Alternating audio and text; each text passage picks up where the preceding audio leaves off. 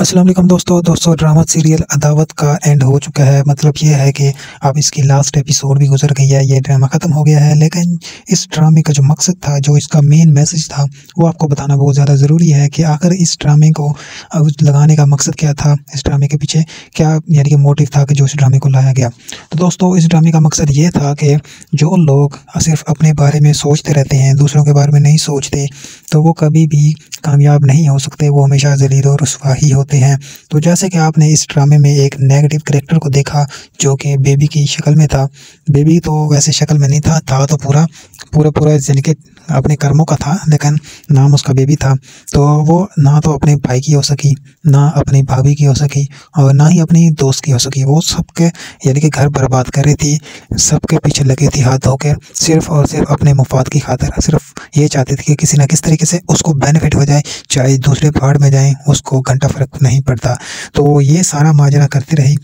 लेकिन एंड में सीन क्या हुआ, तो सबसे पहले तो उसने क्या किया कि उसने सबसे पहले फ़हद और मारिया का जो यानी कि शादी हुई थी, उसके अंदर उसने भंग डाला। उसमें तो खैर उसने भी डाला था, साथ में जो मारिया की भाभी थी यानी कि रेहान की वाइफ थी, उसने भी तलाक करवाई थी मारिया की। लेकिन उसके अंदर भी कुछ ना कुछ यानी कि बेबी का हाथ भी था। उसके बाद उसने अपने दोस्त को भी ना बख्शा, जो कि अंबर थी। अंबर और असद की शादी होने जा रही थी, यानी इसके भाई की। तो उसने उसका भी घर बिगाड़ दिया, उसकी भी शादी नहीं होने दी। अगर वो हो जाती तो वो भी हंसी खुशी अपनी ज़िंदगी गुजार रहे थे। लेकिन इस बेबी को तो कोई आराम तो आने वाला था नहीं। लेकिन उसको जुदा करवाने के बाद दोबारा जब मारिया और असद की शादी हुई, तो इसने उसको भी नहीं रहने दिया, दरारें डाल दी शादी के अंदर, ताकि किसी तरीके से वो खुश ना रह पाए। चाहे शादी हो ही गई है इनकी, लेकिन कभी खुश ना रह पाए। कभी कौन सा उसको बहाना, कभी क्या लगाती थी, यानी कि हर तरह का उस पर एक किस्म का जुल्म सितम कर रही थी। और पैसे भी वो भाभी के ना यानी कि अपने भाई से पैसे भी उसी के ज़रिए ले रही थी। वो ऐसे कि मारी को ब्लैकमेल करती थी कि अगर तुमने मुझे पैसे ना लेकर दिए यानी कि असद से, तो फिर मैं फ़हद वाली बात बता दूंगी। तो इस वजह से मारी बेचारी भी उसको पैसे लेके दे दिया करती थी। तो दूसरे वो अपनी अय्याशियों में लगा देती थी बेबी। लेकिन एंड में उसका हाल ये हुआ कि जो उसका मियाँ था इनकसार, वो भी से बहुत ज़्यादा तंग आ चुका था, क्योंकि उसकी वजह से असद के सामने उसकी बेइज्जती हुई थी, क्योंकि उसने फ़ाइल डिलीट करवा दी थी। उसकी कंपनी की बहुत ज़्यादा इंपॉर्टेंट फ़ाइल थी, जिसके पास उसका आगे एग्रीमेंट होना था किसी कंपनी के साथ। तो उसकी वजह से, और नताशा की भी बेइज्जती की थी। और उसकी वालिद की फौत यानी कि फ़ौत जो हुआ था उसका वालिद, वो भी बेबी की वजह से हुआ था।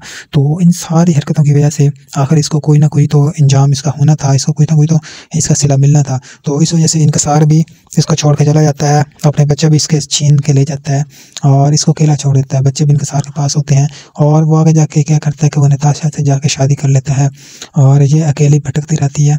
और दूसरी तरफ इसके घर वाले जो होते हैं, अच्छा, तो उसकी माँ और मारिया भी इससे दूर हो जाते हैं, कोई भी इसका साथ देने के लिए तैयार नहीं होता। और ये बस मुँह उठा के कभी साहिल पे चली जाती है, कभी अपने घर पे बैठी होती है और पछता रही होती है कि उसने क्या कर दिया है, उसके साथ बहुत बुरा हो चुका है। और जो उसने प्लाट वगैरह खरीदा हुआ था, उसका बिल्डर भी भाग जाता है। सबसे बड़ा कांड उसके साथ ये हो गया है। तो मतलब हर तरह से ये अकेली हो गई है। तो गाइस, यही मैसेज था इस ड्रामे का कि हमेशा दूसरों को खुश रखने की कोशिश किया करें जितना हो सके। और ख़ास तौर पे अगर खुश नहीं रख सकते तो दूसरों के मामलात में टांग नहीं अड़ानी चाहिए, ना उनके बारे में कोई बुरा भला यानी कि बुरा सोचना चाहिए। ये ना हो कि उसको कुएं में डालने की बजाय आप खुद कुएं में गिर जाएं, ठीक है। और ये सोचें कि भाई मेरा भला हो रहा है, चाहे वो बाहर में जाए, तो ऐसा नहीं होगा। अगर आप उसको कुएं में डालने की कोशिश करेंगे सिर्फ अपने बेनिफिट की खातिर, तो आप भी यकीनन उस कुएं में गिरेंगे। तो इसलिए किसी के खिलाफ कुछ मनफी आपको नहीं सोचना चाहिए, ठीक है, और उसके लिए अच्छा सोचना चाहिए। और बस यही मैसेज था। तो अगर वीडियो पसंद आई है तो इस वीडियो को लाइक करके अपने दोस्तों के साथ शेयर कर दें। तो नेक्स्ट वीडियो मिलते हैं। अल्लाह हाफिज़।